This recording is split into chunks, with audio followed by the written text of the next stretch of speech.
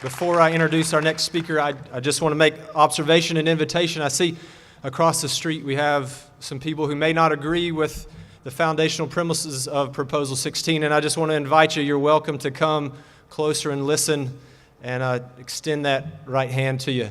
So next, our next speaker is Karen Wentworth, hailing from Mobile, Alabama. She's a student at the University of Alabama.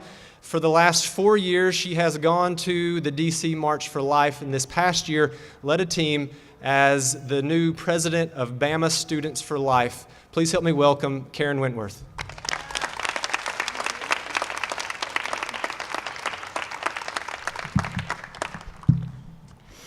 All right. Hello, everyone. Like Sam said, my name is Karen Wentworth, and I'm a student at the University of Alabama in Tuscaloosa.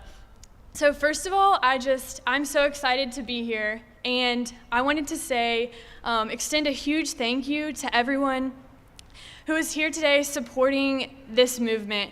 You know, it is so inspiring and encouraging to see people coming together to stand up and advocate for something that is extremely important. Abortion is an extremely important issue. And this is why, because it is literally a matter of life and death. And science proves this. Guys, we have science on our side, and this is really awesome. Some studies that I know specifically come from Princeton embryologists and researchers at Lozier Institute.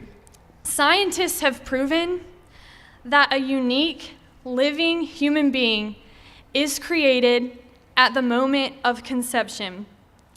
And if we know this fact, if we know the truth, how can we be silent? My goal is to see the end of abortion because I want to live in a society that protects the innate dignity and worth of every single human being, regardless of size, location, development, gender, any of that. We are here today because we want to live in a society that respects life and humanity for what it truly is. We are not okay with living in a society that devalues people. We are not okay with 16 preborn human lives being taken in our state alone every single day. Last year in Tuscaloosa, I had the opportunity to speak with an abortion doctor who travels and does abortions mainly in Alabama and Georgia. And he frequently performs abortions at the clinic in Tuscaloosa.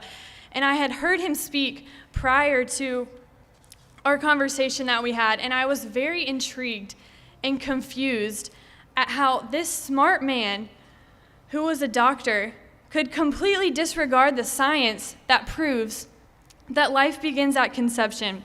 So I asked him, I said, lots of research has proven that life begins at the moment of conception. How can you dispute this? And he said, I don't disagree with you that life begins at conception. But he said that personhood is a matter of opinion and is defined by the law. Guys, this is when I realized that we, as people, are not having intelligent, philosophical, and logical discussions surrounding the issue of abortion. Because, you know, it doesn't make sense to say that there can be a point in time when a living human being is not a person. And it also doesn't make sense that someone can just decide who is a person and who isn't. I wish I'd had more time to speak with this doctor because I would have asked him, what does it mean to be a person?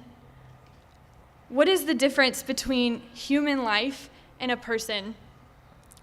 What happens at birth that suddenly incurs personhood? All of these questions are questions that supporters of abortion are not answering. And the reason for this is that these questions bring to light the inconsistency and the flawed logic that surrounds the justification of abortion. We need to be educating ourselves and speaking up about this horrible injustice that is happening all over every single day. And you know, the law is not always right. 150 years ago, African Americans were not considered people under the law.